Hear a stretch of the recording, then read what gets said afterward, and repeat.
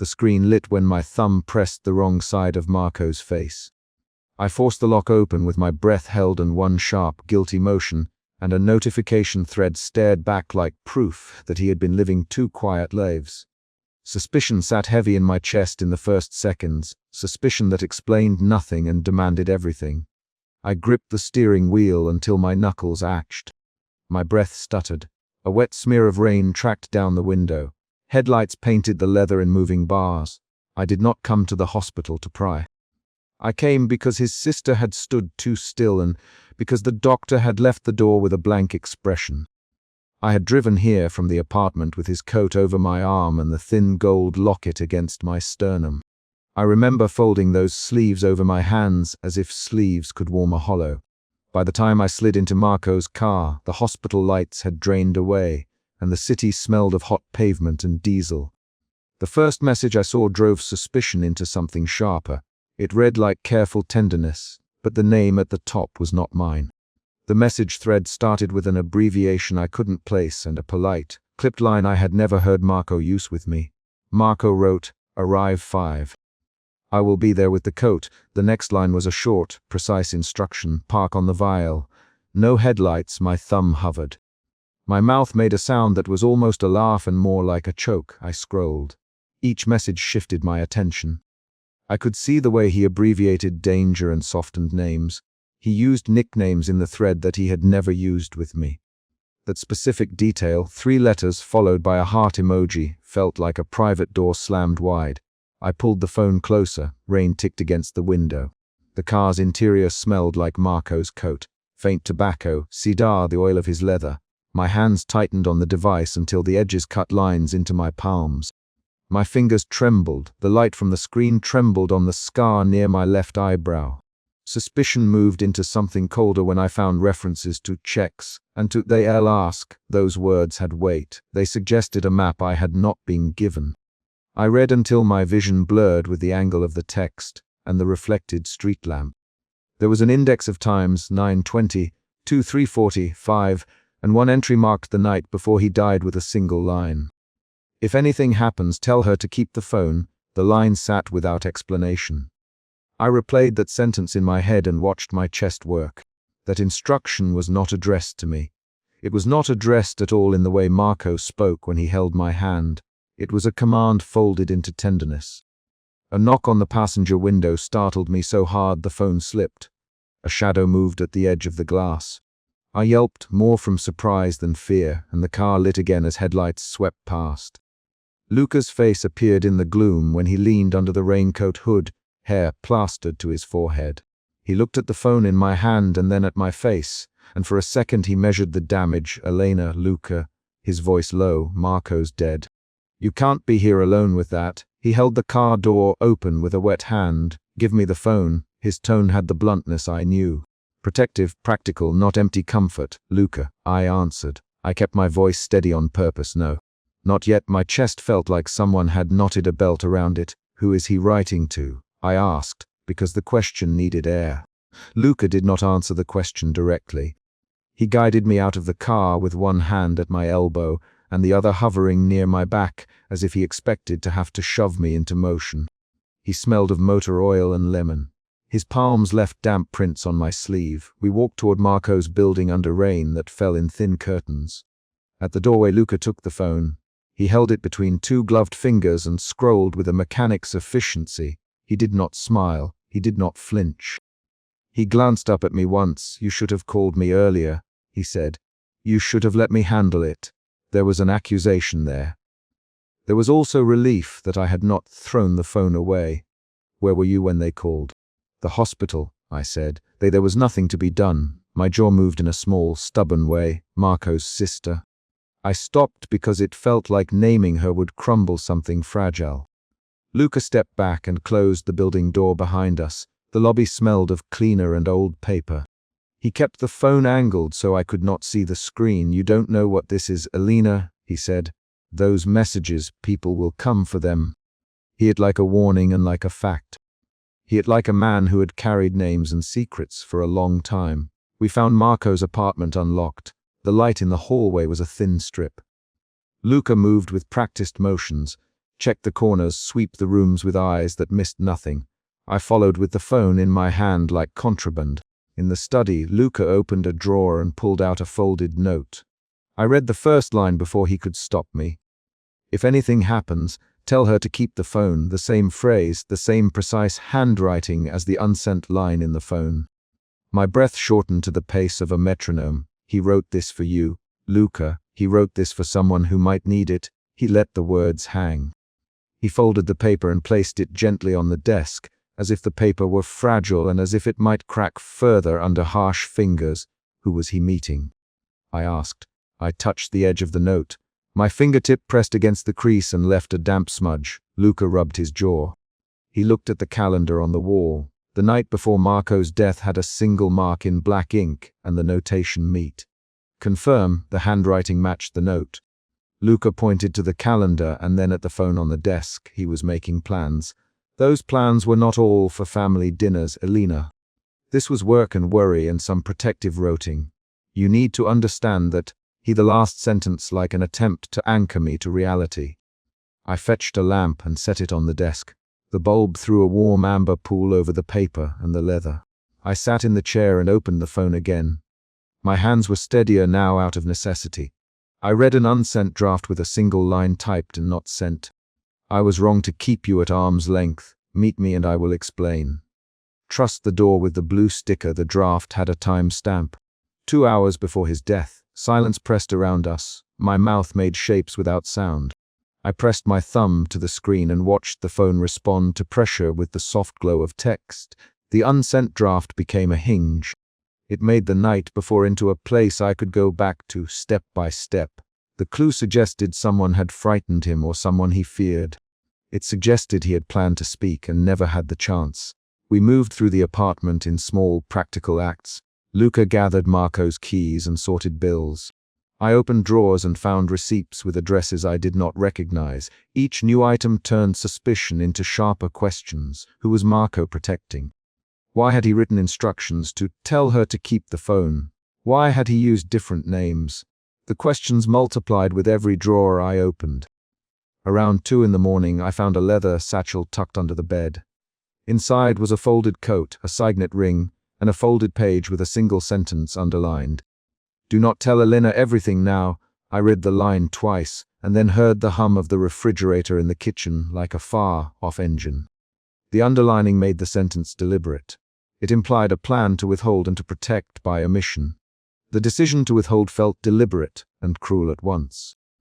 Luca watched me with the steady patience of someone who had seen men make bad bargains. "Marco had reasons to keep part of his life separate," he said. "Sometimes you keep a thing separate to keep it safe. Sometimes you keep it separate because it is dangerous to share." He folded his hands. "We have to assume people in his circle will assume you have the phone and will want it back.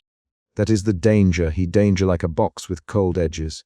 I swallowed and felt the way my throat closed, but my hands did not stop moving. That was how I measured myself. Hands and actions. I found a list of names in Marco's handwriting and one entry repeated 3 times. A name I still did not know and a street address near Ville di San Pietro. The repetition felt like emphasis. The phone had shown me the same name. The pieces lined up not as explanation but as pressure. The apartment clock ticked. I read one more thread on the phone. A message said, "Stay out of sight until I say otherwise. If you must move, take the East Alley. Do not go to the cafe." The person on the other end replied with a single word. Understood. That exchange struck a new kind of fear into my chest. Fear that I could be dragged into a living map of rules I did not know. My hands fumbled for air. My breathing shortened. The room felt too small for all the decisions that had to be made. I stood and crossed to the window. The city spread below, a pool of lights with rain turning edges into streaks. Luca came up behind me and rested his palm against the small of my back, not touching me fully but heavy enough to be a presence. He did not call me Elena. He said my name once and then used it again in short sentences. "Elena, listen. We will not leave this alone. We will find who was meeting Marco. We will be careful." His voice was calm but urgent. The cadence was in the way he chose one action and then the next. A soft sound came from the hallway, then a knock, deliberate, hard. I felt my mouth open and close without words. Luca froze.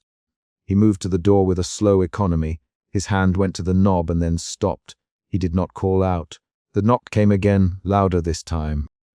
I took one step back toward the desk and the phone, as if proximity to the device could answer the door. My fingers found the edge of the leather chair. My heart tapped against my ribs. I did not narrate my fear.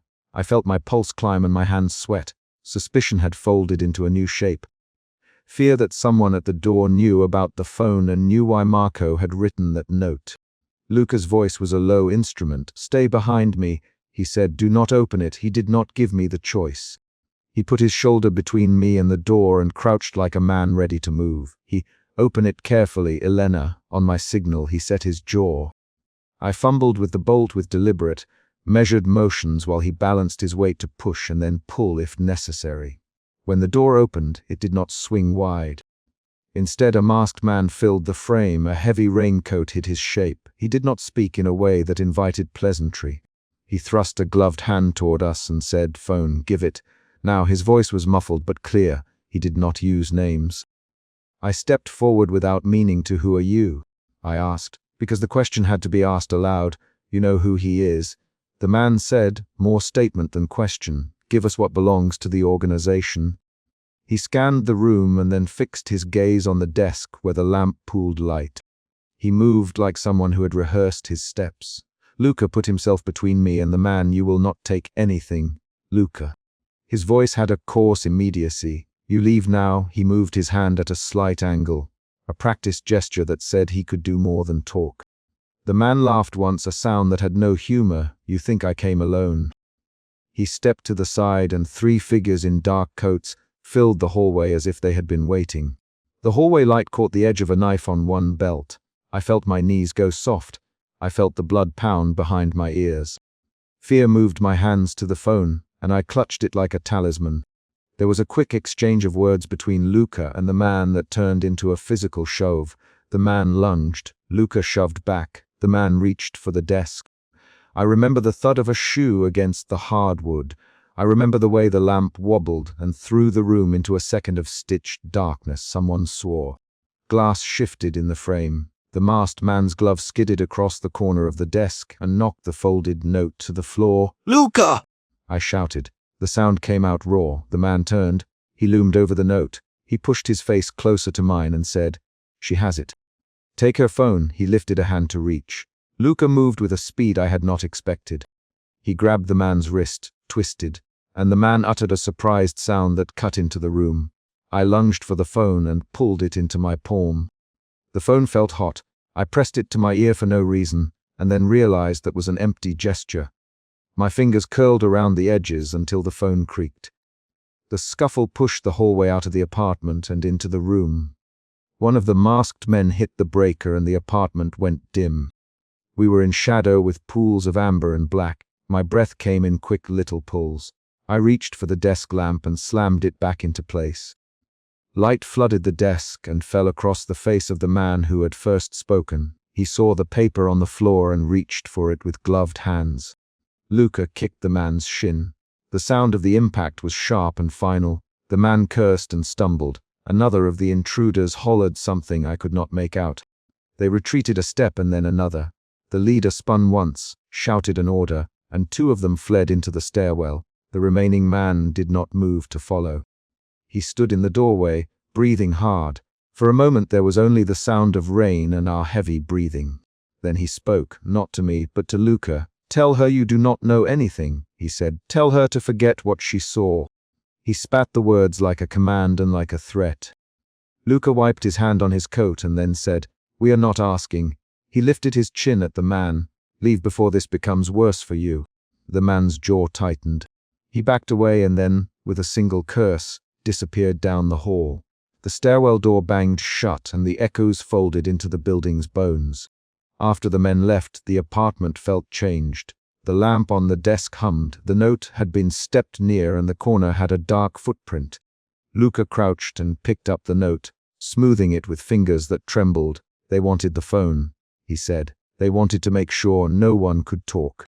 They wanted control." He did not look at me when he said it. He looked at the telephone as if it might answer questions. I sat down heavily in the leather chair. My hand shook, but no longer with the same raw panic.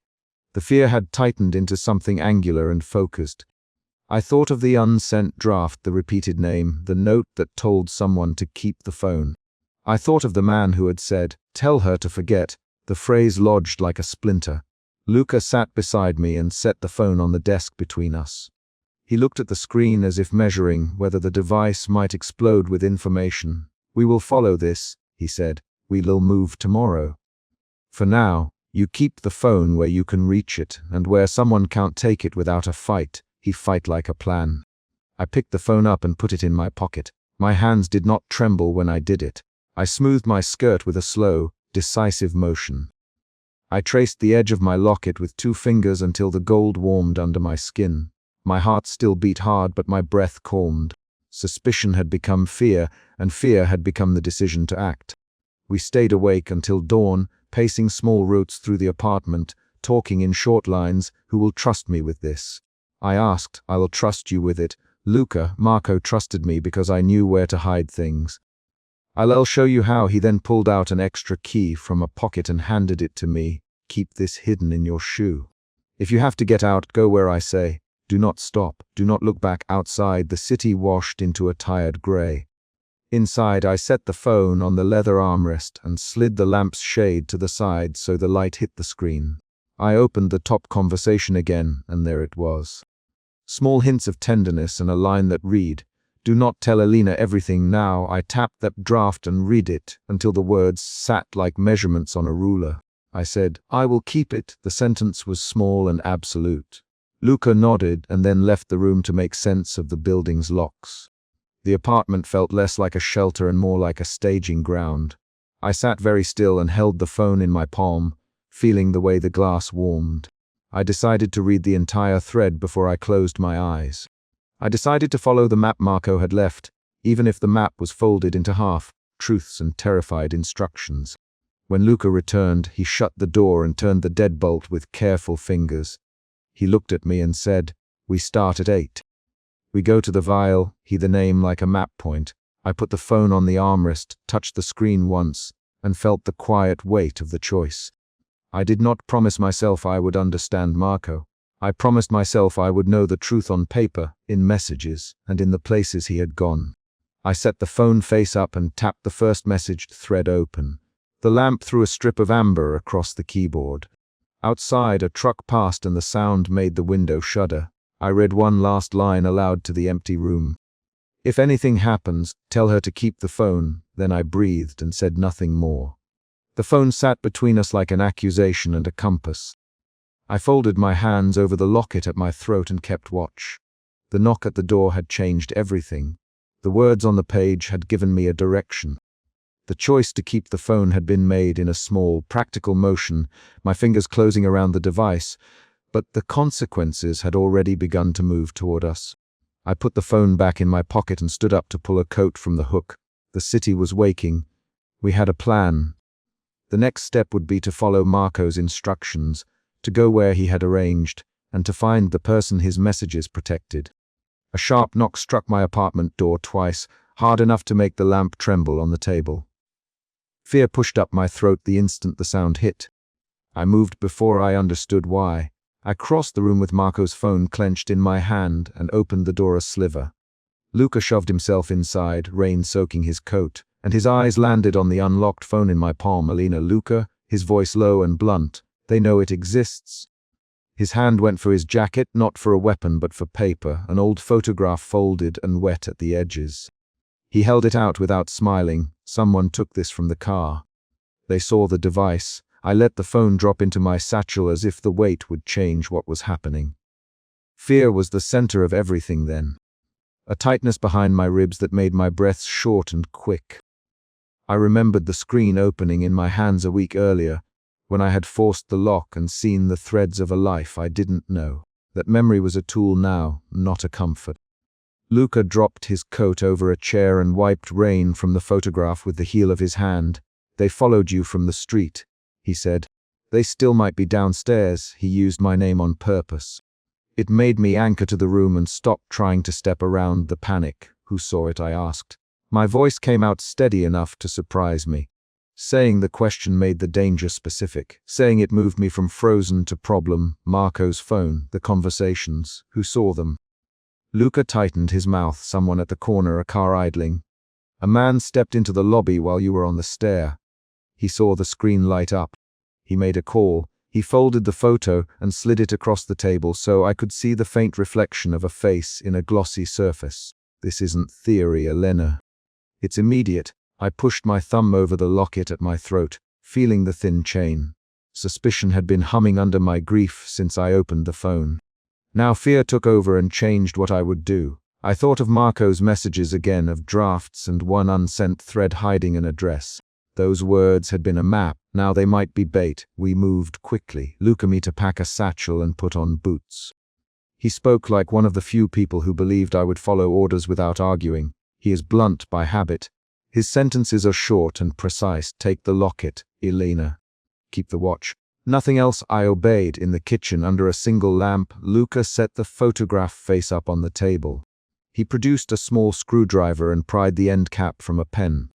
He pushed the pen down the side of Marco's case and forced the hidden folder open the way Marco had hidden it. A draft saved and scheduled but never sent. The draft contained one line, an address, and a time. It read like a breadcrumb that Marco had left for me. He planned for someone to find these pieces, Luca, and the sentence tilted my anger into another emotion. Tenderness arrived without warning, an unexpected shift. Because the handwriting on the small paper inside the photograph matched the slant of a note Marco once left folded in my coat pocket. The tenderness didn't remove my fear, it complicated it. I felt both protected by his intentions and furious at his secrecy. We gathered what we could. Luca wrapped the small paper in a napkin and tucked it into his inside pocket. He scanned the window and the stairwell, the way a man who has spent years watching entrances reads a room. We go now, he said. We don't take the elevator. A shadow pooled in the stairwell as we reached the landing. A suited man stood halfway down the stairs, his posture a deliberate, casual block between us and the lobby. Rain tracked from his shoulders to the stair below. Someone had left a car running outside because the engine thumped through the wall. The man in the suit looked like a courtesy check at first, then like a question waiting for an answer. Luca grabbed my arm and shoved me into the alcove near the fire escape door. He guided me behind the fire hose cabinet and pressed my back to the cold tile. He whispered, "Stay here, don't move. Breathe slowly." His hand covered my mouth for a second and then dropped. His voice told me to still my actions, but my pulse hammered against that order. I heard the suited man step closer. He called my name softly through the stairwell, Elena, Marco's girl. The question positioned him as both informant and threat. Luca stepped out from the alcove with his hands visible. "You miss your exit, Luca." His sentence had the clipped rhythm that makes threats legal. "Go on. Leave." The man laughed, a quiet, controlled laugh. Luca Ferraro. Still clumsy with the truth, he glanced at me for a beat, and his eyes lingered on the satchel at my feet. "We only want the phone." His voice was even, but the pause after phone felt like a blade. Luca didn't answer immediately. He paced a slow step toward the man, forcing the man to retreat a stare. Their eyes measured history in seconds. I watched Luca's jaw work. He is not a man given to false bravado. His loyalty shows in the way he will stand in harm's path. Leave now, or you bring trouble to this building. 3 quick words, a test. The man in the suit gave a slight nod and turned. From the stairwell I watched his back and saw the outline of a phone tucked into his coat. He paused at the lobby and scanned the corridor. The engine noise from downstairs sank into the hum of the building's heating. We let the silence do its work. After the man left, Luca exhaled and sank onto the stair. He rubbed his palms together like warming them. "They were closer than I thought," he said. "They saw the screen. They might know about the draft." Fear shifted into determination in both of us. I straightened my shoulders and forced my hands to steady.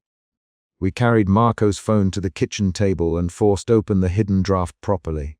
The unsent thread lay like a folded map. An address pinned to a time and a short sentence he had never sent. I read the line aloud because hearing it made it real. "Meet me at the back of the diner. Midnight. Bring nothing you cannot part with." The sentence landed as both invitation and warning. Luca tapped the table with his knuckle. If he left that, he meant it to be found. Or he meant you to goad. Both are possible. It doesn't matter who planned it. It matters that it's out. He looked at me when he said this, and the look carried both apology and a blunt command. I wanted to argue. I wanted to stay and comb through every message like a detective. My hands were already by the satchel's zipper. "We go to the diner," I said. Luca's eyes moved quickly, the way a man checks the perimeter when he agrees to risk something. We left the apartment without turning on lights. The street smelled like wet asphalt and coffee from the corner kiosk. Luca kept his coat buttoned and his face down. I kept my shoulder against the wall of the building until we reached his car. He drove without talking, the rain making lines down the windshield, and the city lights leaving amber smudges across our faces. At the diner, a pale courier slid an envelope across the table and left without a word. The courier's head barely showed above the partition. He looked like someone used to disappearing. Luca's hand closed around the envelope like it was an urgent thing, then opened it on the vinyl booth between us. Inside was a small paper with Marco's handwriting and nothing else. A single sentence folded twice and a tiny "us" tucked into one corner. My hands trembled as I took the paper. I read the sentence aloud because my mouth insisted on moving. If they come for the phone, give them this instead. He will explain later." The sentence made the courier's silence into a deliberate act. Luca watched me and then pushed the USP into his pocket. He planned for contingencies. "Luca." The tone in his voice shifted from terse to almost flat.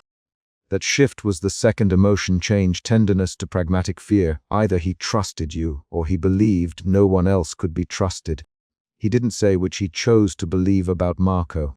We left in separate cars and met at the safe house Luca used for small emergencies. The place smelled of old coffee and motor oil.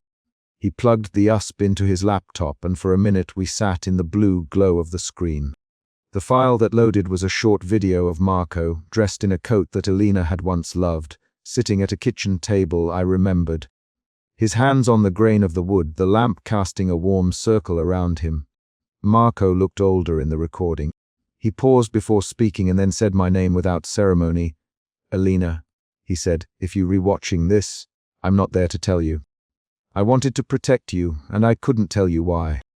I'm sorry for that." His voice underlined words with the kind of quiet only used with people who matter. I felt tenderness again, sharp and complicated. Luca let out a short sound, half laugh, half breath, that could have been anger. He knew people would take the phone. "Luca, he left this. He left an apology and a reason. He expected this to reach you only if." He didn't finish the sentence. The omission became its own heavy thing. The recording ended with a map sliding into frame, a lipstick, smudged corner pointing to a rooftop address, and a short note. A time and the name of a contact. Marco's eyes looked directly into the camera as if I were sitting across from him. "If I fail, find Luca. Trust Luca. Don't hand the phone to anyone." The recorded line made trust a physical instruction. We planned next moves in action, not speculation. Luca insisted it was safer if we met the contact together. I argued for going alone. I wanted to touch the place Marco had chosen without an escort who represented the danger around him. We had a quick, heated exchange. "Elena, you can't go alone." "Luca, they'll be watching the rendezvous. They'll expect you to panic." "I won't panic," I replied. "I'm not what he hid from. I'm the thing he tried to keep safe." My voice cracked on the last words, and I saw Luca's jaw set. We traded 4 more short lines, rapid and clipped, until we agreed to approach the address at night and circle from different angles. When we left the safe house, rain had slowed to a mist. We climbed the service stair to reach the back of the diner. A shadowed car idled 2 blocks away, and a man in a suit stood by the alley. He wasn't the same man from the stairwell. This one had a different gait and a lighter step. He held his hands tucked into his coat, patient and exact. I felt the third emotional change then. From determination to stark, raw fear when a masked team burst onto the rooftop as we reached the building's upper level. Their boots hit metal with a sound that made blood surge in my ears. Luca moved in a way I could only describe as practiced muscle memory. He shoved me behind a low parapet and turned to meet them. "Get down." Luca shouted when the first masked figure lunged. He drew the attacker's attention by stepping into the open and trading blows that were fast and ugly. I heard the crack of wood and the grunt of impact. The rooftop lights cast hard shadows on bodies that moved like machines and like men. I had a decision to make in that moment, and it arrived as motion rather than thought. One masked man reached toward my satchel where the phone slept. My hands reached for the zipper as if by reflex, and then I remembered Marco's face in the video and his instruction not to hand the device to anyone. I pushed the satchel tight against my chest and slipped toward the service door at the corner. A hand clamped onto my sleeve. "Elena, no," Luca barked, and then he was pulled into a tangle. I heard a sharp curse and the scuffle moved away from the parapet. I didn't look back. I ran. The rooftop split into two directions, toward the stair or toward the fire escape down the back. I chose the fire escape because it led away from the street where cars idled. The metal ladder rang under my boots. Rain struck my hair and face in needle pricks. Behind me, the rooftop voices raised and fell as men hunted and Luca's shouts cut through them. On the stair below, a masked figure tried to cut me off. I ducked, dropped a shoulder, and shoved past. My breath came ragged. My hands fumbled with the satchel and then with the phone. I kept telling myself not to look at the screen. To look was to hand away what Marco had kept. My fingers grazed the phone and I pressed it to my chest. I heard a distant sound of breaking glass and then the thud of bodies. The fight ended abruptly with a sound like someone falling through loose boards. I didn't stop to check. I ran until my legs refused to cooperate. I found a narrow alley squeezed between dumpsters and folded into the shadow. When the breathing slowed and the concrete bit at my knees, I opened the satchel. The phone felt heavy there, but the hidden folder was untouched. I slid my thumb across the screen and found the folder Marco had not let them take. There was an address, a name, and one short instruction he had left. "Find Emilia. She knows the lock." The sentence changed everything by clarifying who Marco had meant as the key to what he'd hidden. Luca found me before dawn, bruised and bleeding from a cut along his brow, but alive. He had a steady hand that checked my pulse and a softer hand that took the phone without asking. "Elena," he said, his voice hoarse now. They wanted that message. They were looking for a folder with a name. We kept it. He forced a small, grim smile that did not reach his eyes. We moved to a cramped back room where Luca tended to his cuts and inventoried what the attackers missed. He found boot prints on the rooftop that matched the tread pattern he'd seen on the suited man's shoes. He circled a paragraph in his notebook and then looked up. "They wanted a specific thread," he said, "not everything. A name, a key." That name was hidden, but not gone. He tapped the phone screen with a forefinger. Marco buried a map. "He meant you to choose how to follow it." I set the phone on the table and stared at the cracked hinge on the case. Suspicion returned like a cold wind, suspicion that Marco's secrets had not been protective so much as manipulative. But another emotion slid under the suspicion. Resolve. I could either let the unknown push me into hiding, or I could follow the instruction and answer the question Marco had left. We slept in shifts until dawn. Outside, the city lightened in strips. At the kitchen table under a single lamp, Luca spread the small paper from the safe house and traced his finger along the address. The name he read aloud, Emilia, sounded ordinary and particular at the same time. "Who is Emilia?" I asked. "I don't know," Luca admitted, "but Marco left her name in a place he expected you to find. That is a reason enough to go." He folded the paper back into his palm like a man closing an old wound. "He me to protect you. He me to trust you. He me to follow his last plan if he failed. So we follow the map. We plan to meet again at noon near a cafe block from the address." Luca gave me a small pack with first aid and a spare phone that could be traced. He slid a key across the table toward me and said, "When you leave, leave with someone else. Don't go where they're expecting you. Go where he's left you a choice." His instructions were precise and lacking sentiment. That made them easier to obey. Before I left, I opened the hidden folder one more time and read Marco's short instruction again. His handwriting leaned right, the same slope that had written my initials on a napkin the first time we met. The instruction said to find Emilia and to ask when the rain has stopped. That line sounded odd somewhere between comfort and code. I stood in the doorway with the key in my palm and Luca behind me. He placed his hand on my shoulder briefly, not to stop me, but to steady me. "Elena," he said, "when you go, speak your name. Say it loud enough they know you own it." His voice broke on the last word and he looked away. I slid the key into my pocket. I moved toward the street with my satchel crossed over my body and Marco's phone tucked near the locket at my throat. The rain had eased into a persistent mist that left flecks of wet on my collar. I took 3 long steps and then paused. The decision pressed into my chest like a physical thing. Then a soft knock came from the door behind us, quick, measured, and both of us looked back. It landed as a concrete event and not an abstract end. Someone at the door waiting for an answer. Luca's hand tightened on the strap of his bag. I straightened the collar of my coat and touched the thin gold locket at my throat once. A quiet ritual to hold the line between what Marco had left and what I would choose. I stepped toward the hallway and left the light behind. The knock continued, patient. I didn't turn the key. I closed my hand on the satchel and moved toward the next piece of Marco's map. I slid between concrete pillars and counted my steps toward the pinned location on Marco's map. Suspicion had been the engine all week. It burned through sleep and left a cold certainty that something in Marco's phone was not just confession but instruction. I stepped closer to the warm curve of a parked car and heard the engine tick like a quiet animal. A shadow detached from a pillar and moved toward me. I froze and held the phone in both hands, the screen low and the map blue. And then I realized I had to choose whether to reach for the open driver's door or run back to the stairwell. My name is Alina Rossi. I live in a 1-bedroom with a lamp that still leans where Marco once bumped it. 2 nights before, I had forced his phone open. The messages had looked like separate lives folded into one screen. I had closed the door on that discovery and waited. Then a knock in the rain brought Luca through my threshold with wet coat and blunt questions. Now the hash pin on Marco's last outgoing location had led me beneath the city to a place lined with the smell of concrete and brake dust. Suspicion pushed my feet forward. Suspicion made me stay when the shadow paused and watched.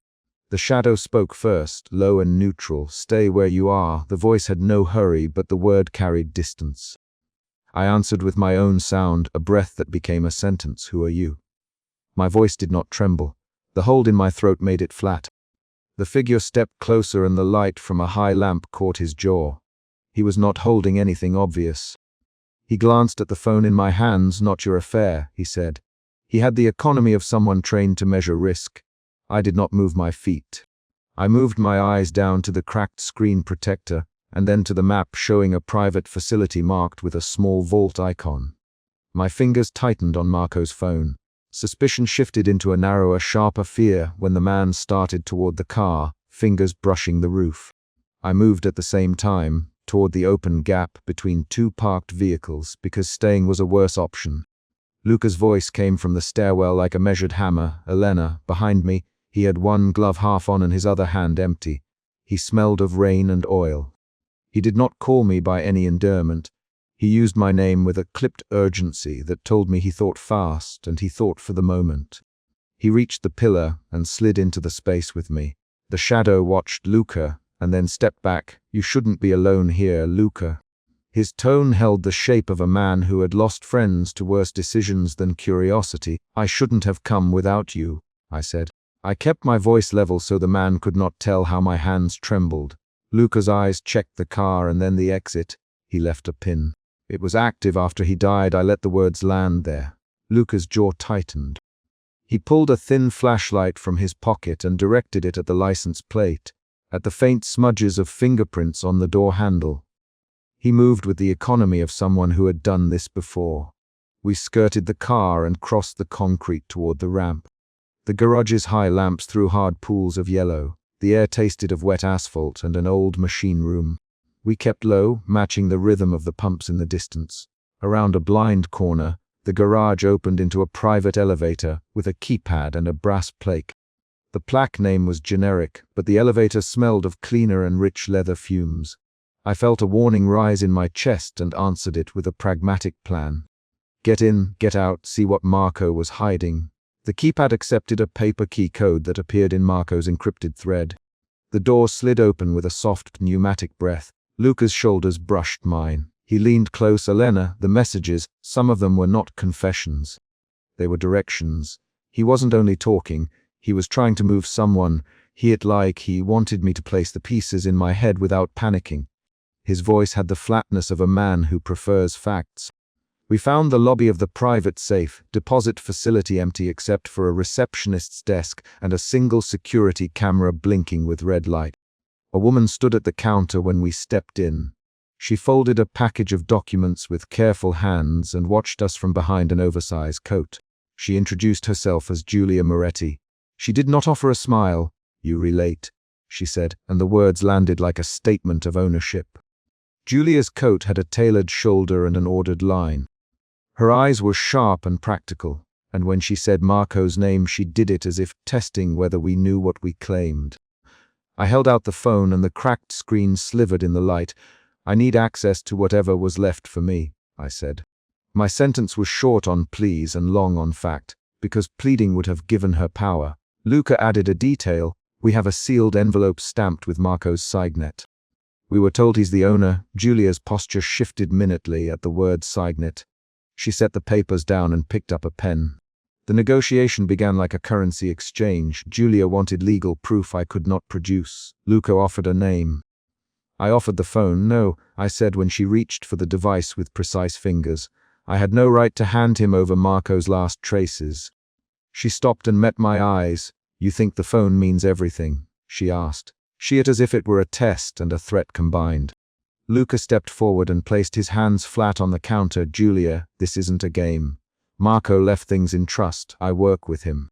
We need access now." His voice was direct. The tension in the lobby tightened into something close to argument. Julia snapped the pen closed and pushed a form across the desk. The security camera clicked as someone moved behind us in the corridor. The sound was small but decisive.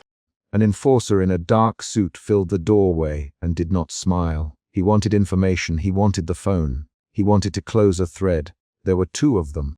The first man said, "Hand over the device and the envelope." Now, his words were not loud. They were calibrated to carry threat.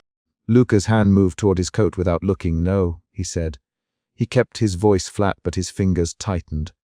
The argument became a physical thing. One enforcer reached for Julia's shoulder and she flinched. Luca pushed at the man and kept his palm open, a measured shove, an attempt to block. Julia's face went from smooth to taut in a heartbeat.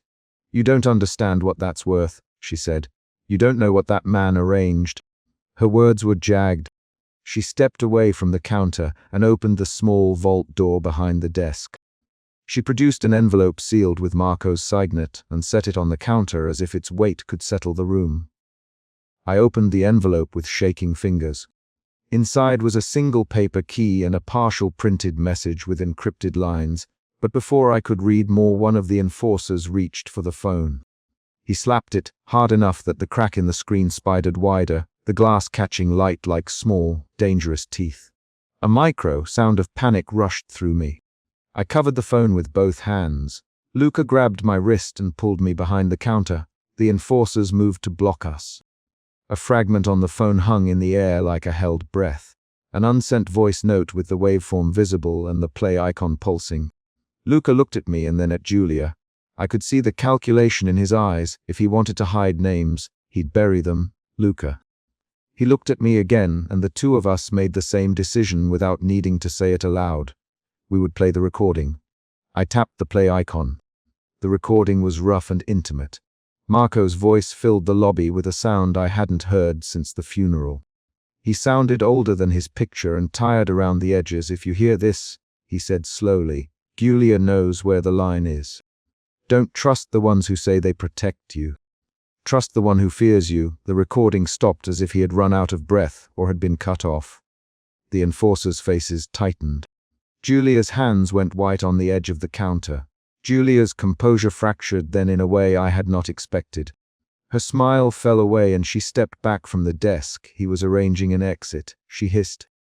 He thought someone close to him would help if he could only get the key out. She did not say Marco's name lightly. The enforcers shared a look and their decision wavered. One took a step back, unconvinced about whom to serve. The room's authority lines blurred in seconds. An argument spiraled. The enforcer at the door insisted, "We have orders to secure anything tied to his estate." Julia snapped. "Orders change when someone names you on tape." Luca matched her aggression with terse lines. "Julia, who did Marco trust?" Luca. There was a rapid exchange, 4 short lines snapping against each other. Marco trusted no one, she said he trusted me. Julia, stop. Luca. Who does Marco call the one he fears and trusts? He pushed for a name. The enforcer leaned in. Heat ran under my skin. The exchange shifted the room's gravity. Then, in the throat of the argument, the recording resolved the question. Marco's voice returned, and this time, clearer. Don't go to Ferraro. If you must, tell Luca he's the one who should hold the key. Not Julia. He named Luca by surname, and then added a name that belonged to someone standing in the corridor. The man at the doorway flinched. One of the enforcers turned white and muttered a name that matched a badge we'd just seen. The accusation landed in the lobby like a dropped plate. Julia's eyes narrowed and she laughed once, a short, sharp sound. You think I would, she began, and then stopped because the enforcer at the door stepped forward and his hand closed on the sleeve of the other. The 2 men argued in hushed, quick sentences about loyalty and chain of command. Luca took advantage of the pause. He grabbed my hand and pulled me into the service exit as the 2 enforcers argued which of them had priority. Outside, rain hit the concrete like a complicated percussion. We ran among cars and garages, the paper key folded in my palm. Julia called behind us, voice thin and urgent. Elena, wait!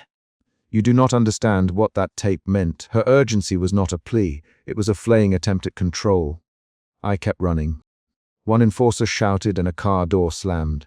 The sound followed us to the curb where Luca's car waited with its engine quiet but warm from recent use.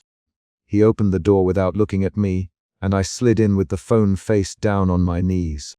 Inside Luca's car, the rain makes sound against the glass like small, impatient fingers. I pressed the fractured phone to my ear and listened to the portion of the voice note that had broken free during the scuffle. Marco's low voice named a person and a place, and then he said, "Make sure she knows where to go if I can't get out." My hands trembled. I thumbed the paper key open and closed. Fear moved under my skin at the sense that Marco had tried to move someone out of danger and had not lived to finish the job. The fear changed into a different shape, anger edged with purpose. Luca watched me from the driver's seat. You heard it, he said. He named someone in the room. He named Julia, and the enforcers heard it, and that is why they froze together. That makes this mess worse. His voice was blunt. He kept the hands on the wheel, but did not start the car. We have a choice. Luca, we follow the lead. He almost finished. Or we hand everything over and let whoever controls his estate decide. There was no theatrical pause. He waited for me to make the choice. I put the phone on the dash and wrapped both hands around the paper key. My breath found a rhythm that was not the same as the shaking that had been there earlier. I said, "We follow it." The sentence was small and practical. Luca looked at me for a long second and then nodded. "Good," he said. "Good. Marco would have wanted that." He trusted paper and code more than speeches. He tried to make a joke out of it and did not quite succeed. The tension in the seat softened by a fraction. We replayed the voice note in the car until the fragment repeated. Marco's voice naming a place and a person, then a line about a hidden meeting and a promise he had not kept. Each playback revealed a second of static that might have been an edited pause or an intentional cut. I traced the thin gold chain of my locket without looking at it. The motion steadied me. Suspicion had turned to fear and fear to resolve. My hands tightened on the paper key until the crease left a white line. The decision had reformed me into someone who would move forward instead of waiting for answers. We spoke in short lines after that, Luca asking what I remembered from the phone, me returning details. Julia, Marco arranged an exit, I said. He left something in a vault. He named Luca and then someone else who was in the lobby. Luca's jaw tightened. That means either someone in the vault is compromised or Julia isn't what she says. He used my name, Elena. Do you want to know the truth even if it hurts? I looked at him and could see the remembered weight on his face, the practical, wary look of a man who had guarded a man like Marco.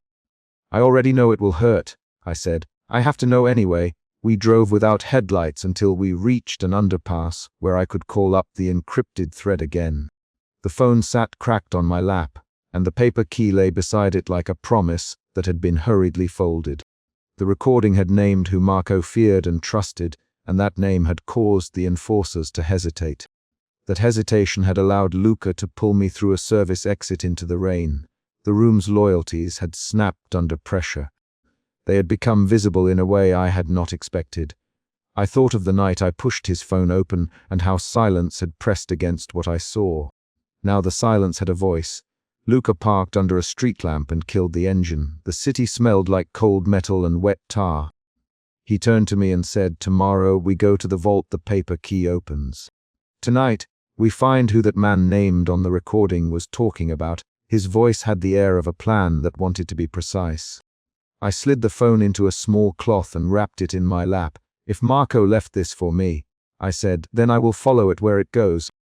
I did not add that following often felt like walking through a room while someone else moved the furniture. We stayed quiet for a moment, and then Luca reached out and placed a hand on the center console. "Elena," he said softly, using my name like a brace. "If someone in that lobby cared for Marco enough to open a vault, they might care about you too. Be careful with that thought." He did not mean caution as a lecture. He meant it as a fact of the road we were on. I nodded. The rain tapped a rhythm on the roof. I replayed Marco's voice one more time and heard him say, "If you hear this, listen to Luca. He will know what to do with the key." His instructions threaded through me like a map I now had to follow. I put the paper key and the phone into the worn leather satchel I always carried. The satchel smelled faintly of cedar, and the strap had a soft worn patch where it rubbed my shoulder. I closed it and pulled the seatbelt across me. As Luca started the car, a hard knock struck the passenger window. A figure stood outside, rain flattening the collar of his coat, his face half hidden by a hood. The knock was sharp enough to echo inside the car. I turned and saw him press his palm to the glass and mouth a name, my name, without sound. I felt the car shift under my hands and the recording of Marco's voice still ringing in my head. The knock was a new decision laid at my feet. I unbuckled my seatbelt.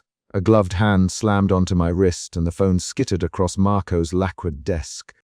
Suspicion snapped into focus the instant the man in the mask tried to wrench the device from me. I shoved back with every honest muscle I had and tasted metal from the light fixture above. The lieutenant's voice was a low command. "Give it here, Elena." I kept my fingers curled around the warm glass and answered without thinking, because the lie inside that phone had already become the thing about to kill me. I had been inside Marco Vital's private office to copy messages, not to start a fight. My suspicion, had driven me there. The central problem was simple and concrete. Whatever Marco hid on that phone explained the men arriving at my door, the map pinned to his screen, and the folder Luca brought when he finally forced his way into my apartment weeks ago. If I lost the phone now, the only copy of what Marco had written might disappear into a vault I could never open again. The masked enforcer tried to twist my wrist. I felt the leather of his glove slide under my thumb and the phone jump in my palm. I clenched my teeth and said, "No." The word landed small, but it cut the room in two. The lieutenant moved forward, jaw tight, and the desk lamp threw hard triangles of light across his cheek. He aimed for the phone a second time and hit my knuckles instead. A noise at the doorway, heavy shoes on marble, broke the moment. Luca pushed past the lieutenant with a wet smear of rain on his coat and shoved the masked man back with a force that left him stumbling into a credenza. "Elena." "Out, Luca." He my name like an order and like a shield. We spilled into the corridor. The phone was still clutched in my hand. My pulse clicked a steady beat against my ribs. Fear followed suspicion and threaded through each breath. Luca dragged me toward the stairwell and kept one arm across his chest like a brace. "You shouldn't have been in there," he said. "You shouldn't have gone through it alone. You mean nothing." I shot back, words rapid enough to feel sharp. "You left me questions and a folder with numbers. You me to trust you and then you shut the door when I asked why." Luca's face folded. He let out a breath that sounded like a confession. "I protected you. That's what I did. I kept details away because people would have used them as a map. You think I wanted secrets? I wanted you alive, Elena. That's why I kept the ledger out of your hands." His hands were steady when he said it, but his voice wavered on the last line. We stopped in a narrow antechamber off the suite. A single downlight warmed the leather chairs. I set the phone on my palm and opened a single thread, because I needed the facts to arrange my next move. The message list revealed a sequence I had not expected. Ordinary sentences, a promise to meet, an address, and one line that said, "If anything happens, take the envelope to Lydia's. She will know." The address was precise. The white envelope was mentioned by name. My suspicion pivoted into something different, possibility. Possibility shifted to anger the moment I looked up and remembered Luca pushing his way into my apartment during the rain. I had already relocked that image in my head. Water tracing his collar, his voice raw when he said my name then. Why was there an address? I demanded. Why did he plan an escape for me? Luca's jaw tightened. He didn't tell me everything either, he said. He gave me pieces and asked me to hold them. I held them because he asked it of me, not because I wanted to hide from you. I moved to the sparse conference room in Marco's suite because the light there was cleaner and the furniture left fewer places to get trapped. Luca followed and shut the door behind him. I pushed the chair back and opened the folder he had tried to hide weeks earlier. Inside, a printed list of transactions sat next to a folded photograph with a single name written on the back. I traced the ink with my fingertip and tasted salt behind my eyes, but did not sit down. "You hid this from me," I said.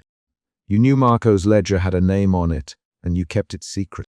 Why? Luca ran both hands over his face, like someone clearing dust from their eyes. He set the photograph on the table and said, "Because the minute you knew, they would have followed you to every place Marco ever breathed."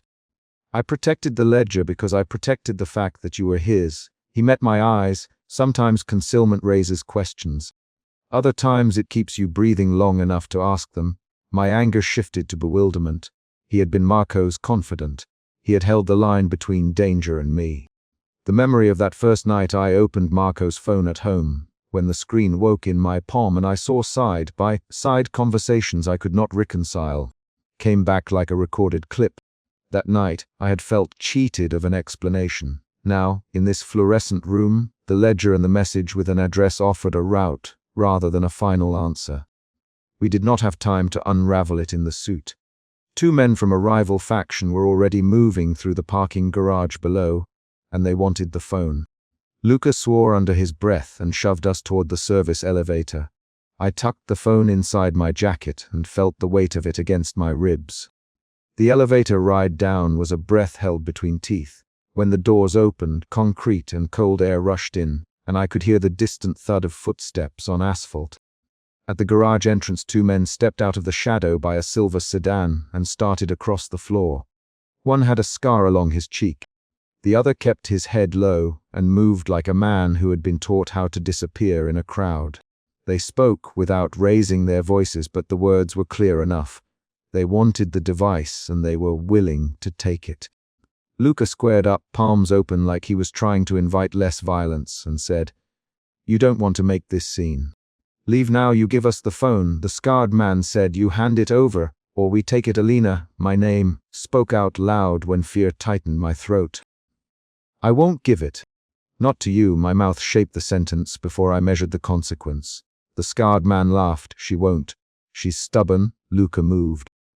He pushed me behind a concrete pillar and kept his hands between us and the men. The other man lunged for the pillar. At that moment the world narrowed to the scrape of leather and the slap of flesh on concrete as fists found flesh. Someone shouted my name. I think it was Luca. Then I saw the silver glint of a knife and dove. On the spiral ramp the space contracted. Tires hissed and echoed. I saw Luca take a blow across his ribs and heard the sound of breath leaving him. Anger collapsed into a hard, sharp clarity. I could not stand there while he bled. I had the phone. The upload I had planned, an immediate copy to a secure cloud address Marco had annotated with the word "if," was the only way to make sure the messages survived. If the phone left my palm, those messages could be buried. I fumbled with the screen while someone tried to pin me against the car's cold metal. My hands shook, not from fear now, but from the effort of doing something that mattered more than thought. The upload dialogue was slow, a line crawling like a delivery truck on a highway. "Hurry," Luca gasped. "Alina, hurry." I tapped the progress bar and watched the percentage tick upward. The rival enforcer saw the movement and aimed for my arm. I twisted to avoid the strike and slammed my shoulder into his chest. He staggered but did not fall. The upload hit 30%, then stalled at 32%. My stomach dropped. The scarred man laughed and said, She can't even send it. The world narrowed again to breath and metal and two decisions. Keep the phone and risk Luca's life, or throw the phone and hope someone else would decode the messages later. I thought of the white envelope Marco had named in his thread. I thought of the address. I thought of the ledger numbers that linked names to bank transfers. The choice arrived not as a speech but as a set of hands, my hands, Luca's hands, and as the sound of a car horn far below. I made the choice. I shoved the phone up into my jacket collar so the screen faced my throat and hit the upload toggle again with the heel of my thumb. The progress bar clenched up. At 58%, the scarred man tackled me, and air left my lungs in a small, burning snap. Luca threw himself over my legs and took the impact meant for me. He grunted, blood making a dark patch across his shirt. Move, Elena, he rasped. Go. I kept one hand on the phone and pushed the other into his shoulder. Luca. You can't, I began, but he cut me off with a look.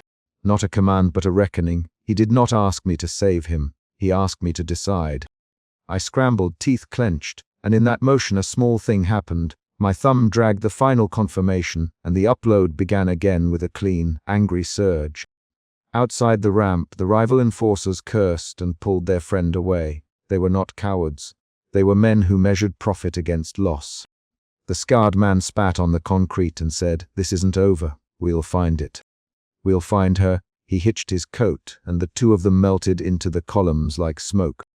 When the upload reached 100%, the car's engine started somewhere above, and a message hit Marco's thread. A single line I had not seen before, because the phone had not been idle long enough for me to scroll earlier. It was a short sentence, written the way Marco's private messages had been, uneven and unnecessarily small. The text read, "If you must choose, choose the morning." The words made no neat sense, and yet rearranged everything.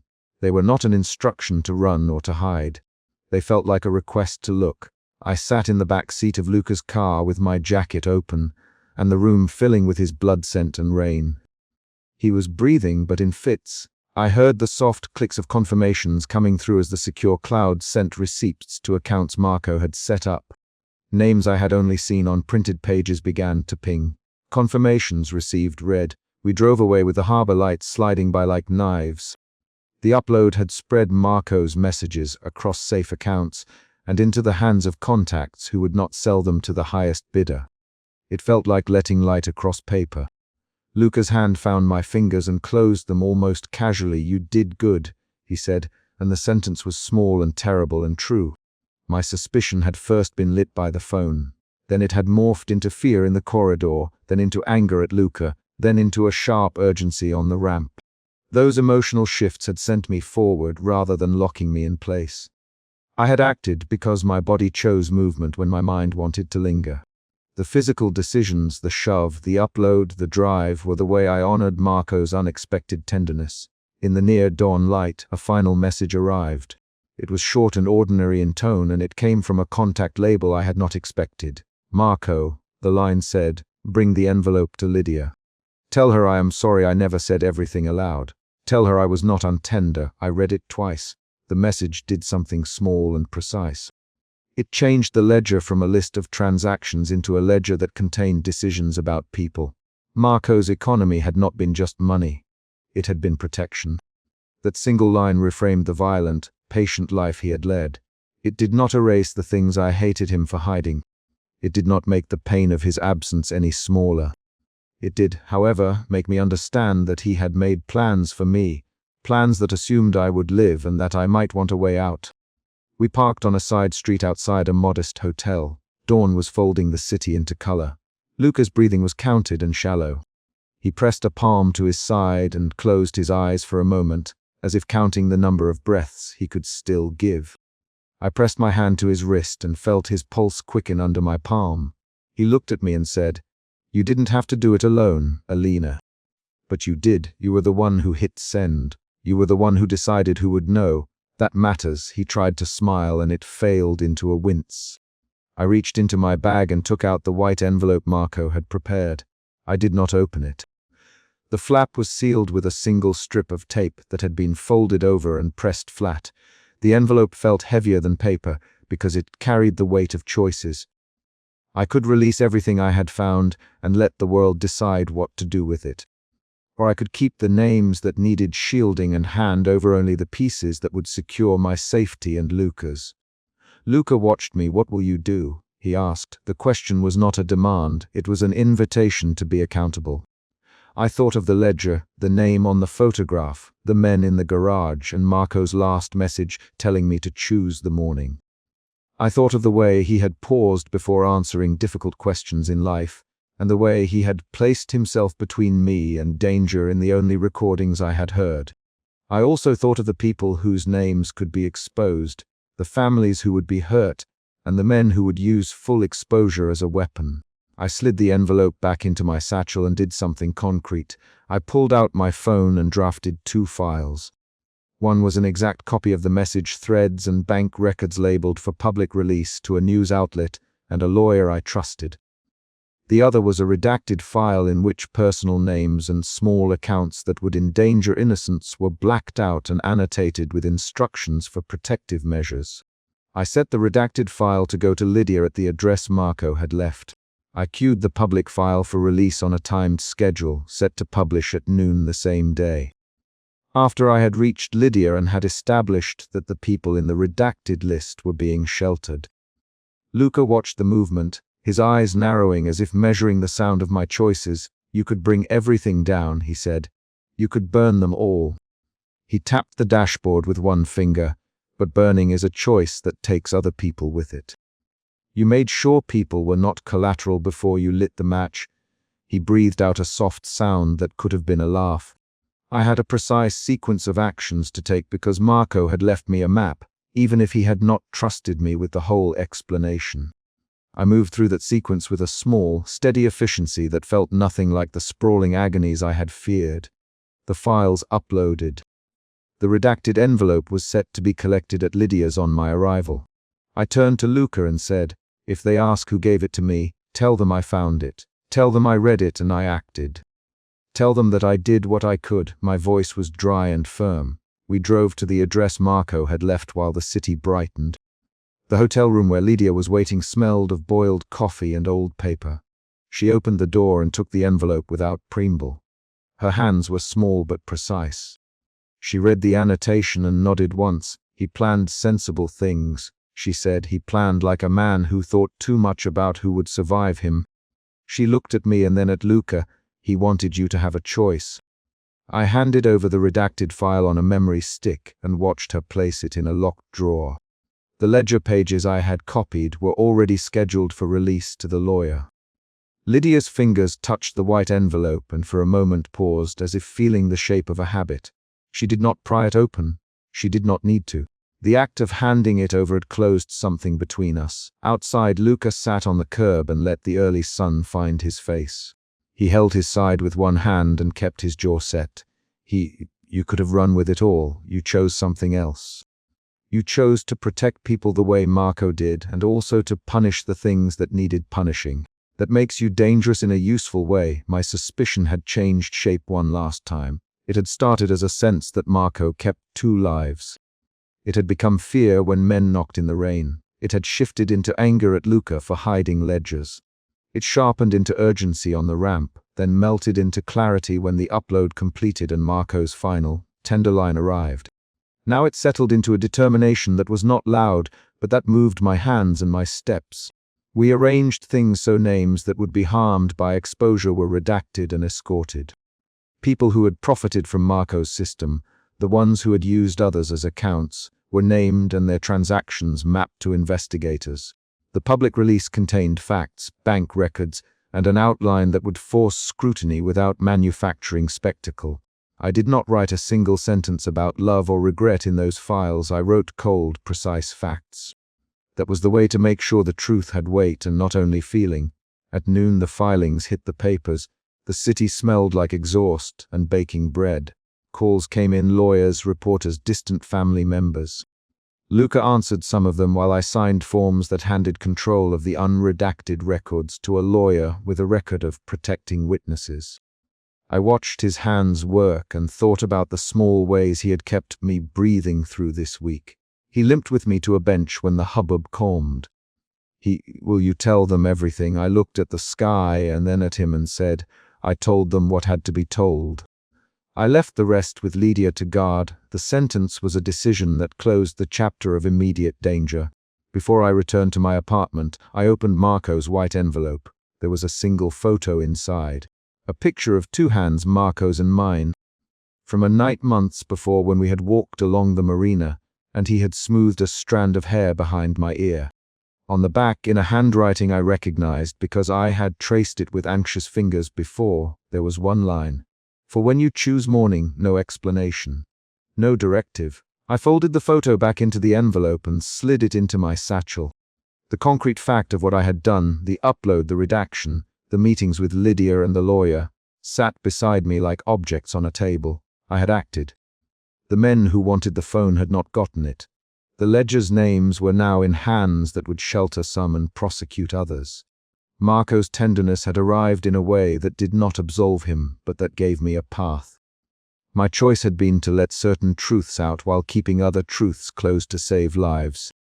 Luca shifted on the bench and laughed once, a small sound pushed out through pain. You kept the locket, by the way. He wanted you to have that. He was practical even about sentiment. I touched the thin gold locket at my throat and felt the tiny hinge warm under my fingers. I had been trying to honor Marco in the only ways that felt possible, by matching actions to what he had left, not by inventing confessions he never made. I closed my satchel and stood. Luca rose with me, slower than he should have, and steadied himself against the bench. We walked away from the hotel in separate directions because the morning required different movements. I kept the envelope in my bag and I kept my shoulders set forward. The choice I had made was not a solution to every problem. It was a measured decision. Names protected, wrongdoing exposed, a path forward for people Marco had tried to shelter.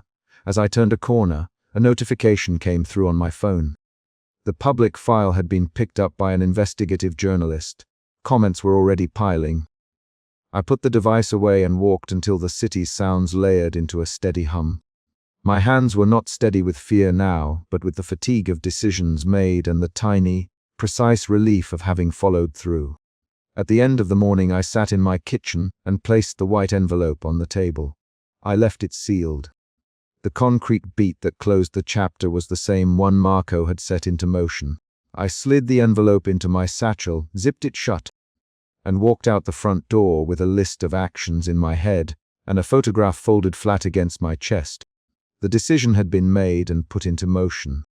The world would now respond to the facts I had released, but the parts I kept closed would guard the people Marco had tried to protect.